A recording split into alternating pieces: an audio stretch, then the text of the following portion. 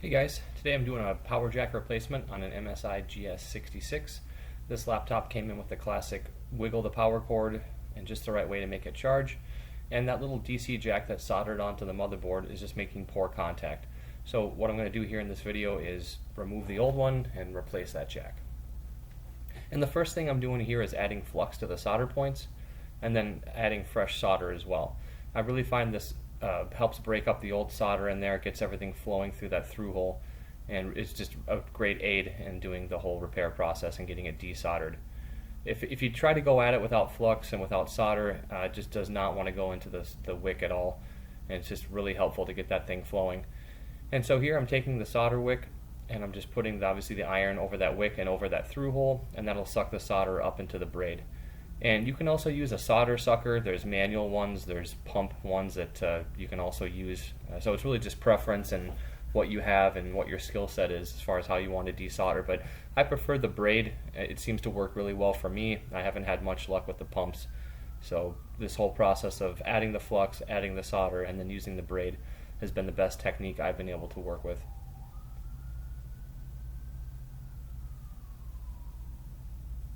And this process of adding solder, adding flux, sometimes it needs to be repeated. What I've found working on thousands of these laptops is that sometimes that solder just does not want to come out. And that's kind of the hardest part of the process here of this power jack replacement, taking apart the laptop and getting it back together. It can be difficult, but I think the desoldering aspect of it is definitely the hardest part and where most people fail in this whole process. So that's why I'm trying to make this video. If you have an MSI GS-66 or any laptop, this process is going to be the same.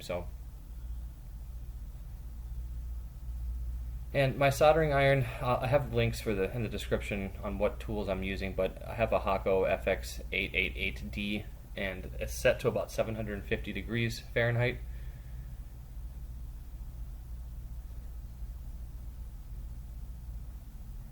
And I'm just going to keep going through over each one of these through holes and try to get as much solder out of this thing as I can. And some laptops, some models, the solder will come out really easy. Some it'll be kind of in the middle, and then some will be extremely difficult. And the ones that I can't get the solder out of, you'll see later in the video, I use my hot air soldering station to get that jack removed. But the point of this here is sometimes you can get it out with the wick, sometimes you can't, sometimes you need a combination of both, like here in this video. And some laptops that I work on, the solder comes out just extremely easily, and that's all you need is the braid and the adding of the solder and the desolder. And then sometimes you're going to need that hot air station, and this just simply isn't going to work to get the jack completely removed. But you'll see later on in the video what I'm talking about with the hot air soldering.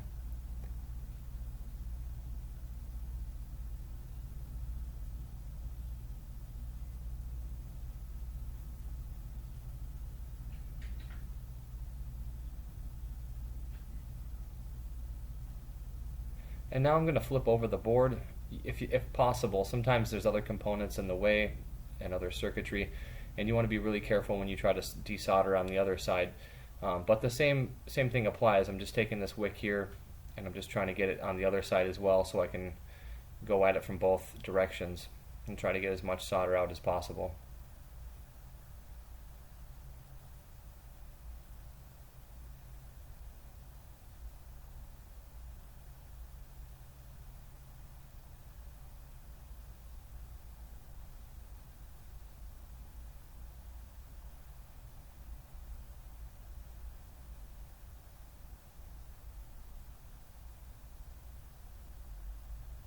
And see, when I flipped it over, there wasn't much solder to come out. It just does not get hot.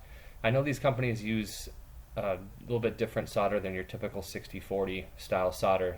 I think they have, I believe, a higher silver content in there, which can make it more difficult to remove and difficult to get it heated up and out of there. So what I'm doing here is I'm just taking my 99% alcohol and an anti-fiber cloth, and I'm just cleaning up this jack area. I've got about as much solder out of this thing as I can get. It's just much easier for me at this point to take the hot air station and finish the job with the removal process.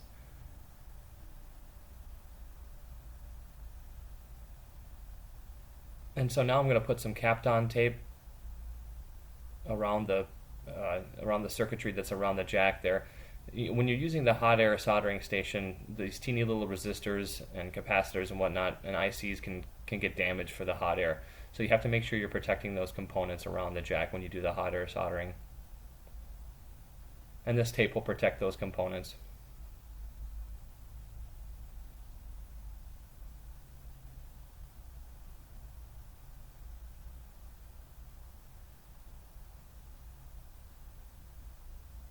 And here I'm just putting a piece of cardboard under to stabilize that jack, or stabilize the motherboard rather, and just lets me go a little bit off the edge of the desk. And here I have my air soldering station heated up to about 400 degrees. I have a tweezer in one hand and the air station in the other hand, just getting this thing heated up. And I'll take the tweezers and kind of check it periodically to see if it's ready to come out. You'll be able to visually see that solder kind of flowing. It's hard to explain, but you'll see it get nice and shiny and flowing, and that's when you know it's kind of time to test it out and use the tweezers there. But this process can take a minute. The desoldering there is about 5 minutes, and the hot air station can take anywhere from 30 seconds to, I've had them last, depending on the thickness of the board and the solder, I've had to use that hot air station for 15 minutes. So I don't like to crank up the heat on it. It's not good, I think, to get that thing too hot, but that medium there of having it around 400 degrees has worked well for me. Usually gets it out pretty quick, and everything is safe as far as components go around the jack. But I'm just trying to apply even heat to each one of these holes. And here I'm taking the tweezer, I'm just testing it to see if it's coming loose yet or not. I just try to go over each area periodically, give it a little bit of heat, move on to the next area, give it some heat, and move on to the next area, and just give it some more heat, and eventually this solder will break up and the jack will just fall out. So I can take the tweezers and remove it.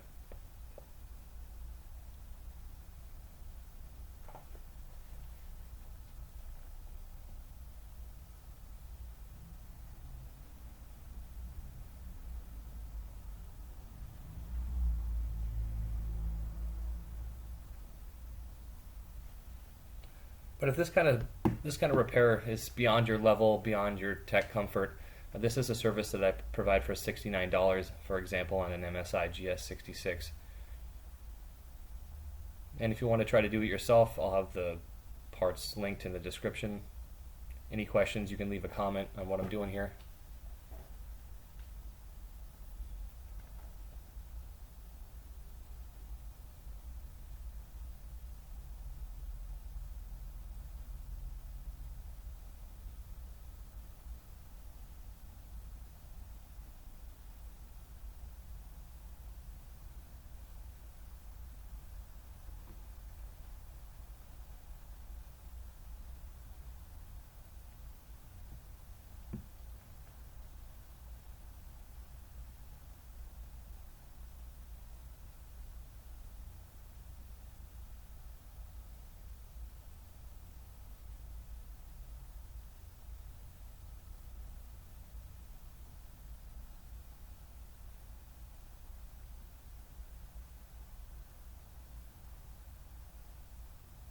Another thing I really like about the air soldering is you do reduce the risk of any damage to those through holes.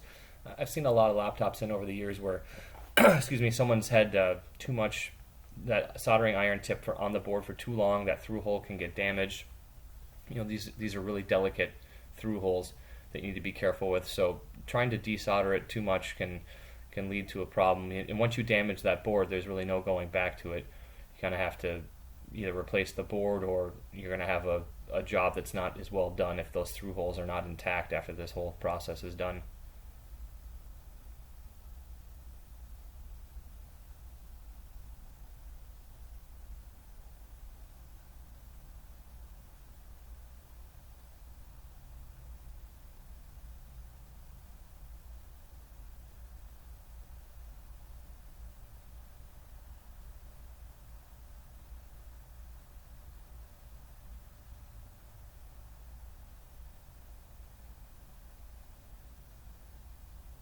And you can kind of see that voltage pin there. You can see the solder is kind of flowing. I know it's hard. I apologize. My hand is over and the hot air is over the jack. But now that jack has had enough heat to where you can just simply remove it.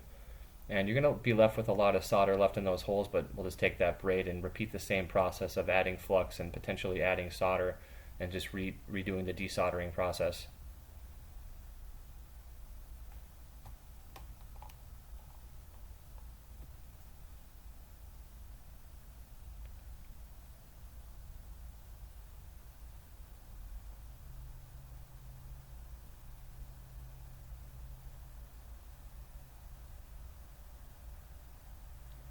So just like before, I'm going to add some more flux. This really helps with getting that solder sucked up into the braid. It is possible to do it without it. That braid has some built-in flux to it, but I've just found that adding a nice little clump of flux on there is extremely beneficial to getting that solder to flow up into the braid.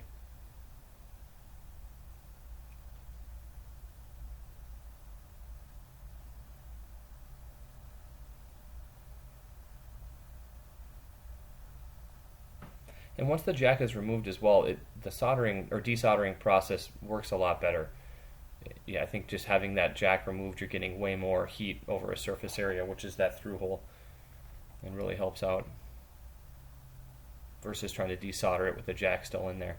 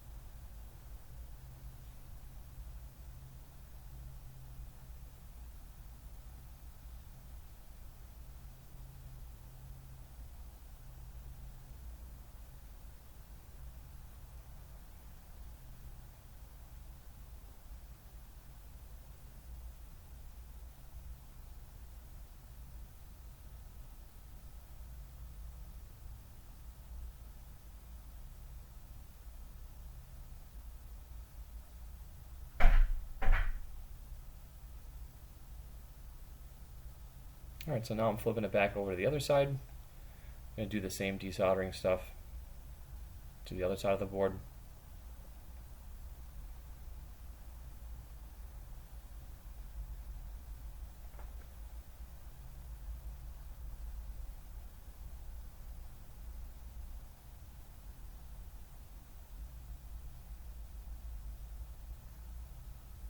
And here I'm just taking the tweezer. There's just a teeny tiny bit of solder left in these through holes that just doesn't want to come out.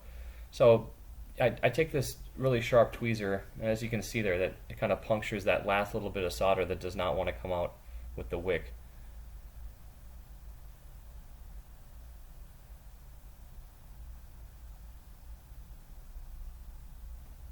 And I'm kind of making sure that through hole is nice and hot right before I do this. That helps us push that solder through to the other side so it can be removed on the other side, or sometimes that's enough to get that through hole completely clear and ready for the new jack.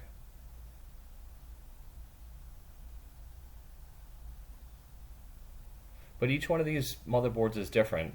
You'll have ones that, like I said, come out really easy, ones you're not going to need the hot air station for, ones that you will need it for. You kind of have to take these by case basis.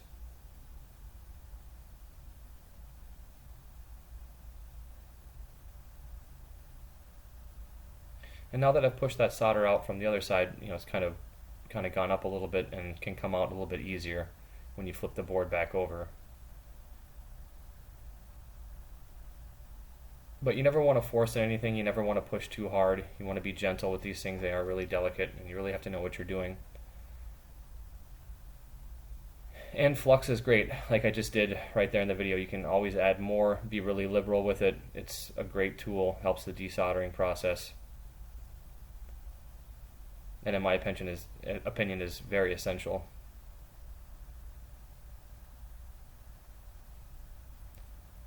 And as you can see, after I do the tweezer, those holes are much clearer. That solder has been removed.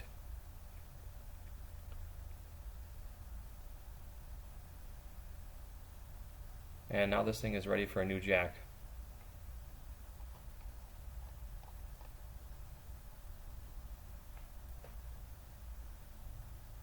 And make sure you do the jack on the right side of the board.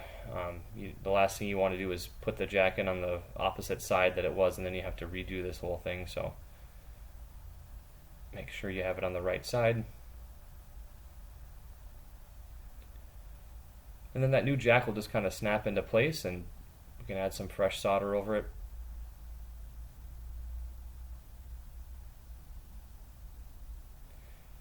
And here what I'm doing right here is just leveling out the jack, making sure it's not slanted or tilted or bent or something. It needs to be, flush with the board and in there properly.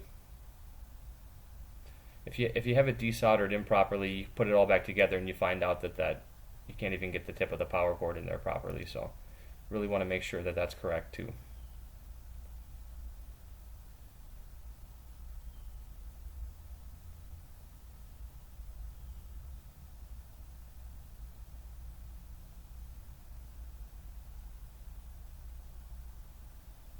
And here I'm just going to add some flux. This just helps get a nice connection in there, have that solder flow through all the way through the hole, top to bottom. It just ensures a good connection.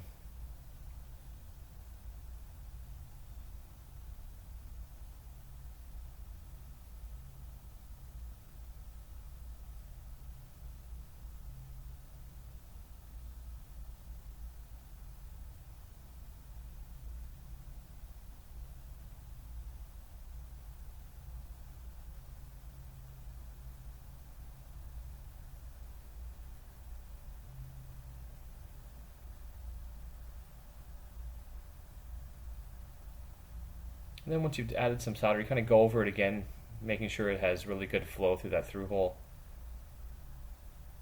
You can kind of physically see it go through as well. When you put that soldering iron on there, you'll see it almost kind of drop down into that hole.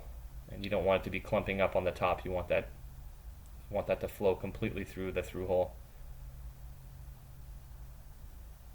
And now I'm going to take my alcohol and cloth again and make sure I get all the flux off there, make this thing nice and clean.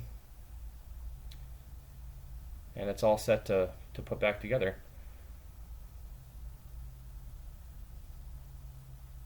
And this is the finished product here.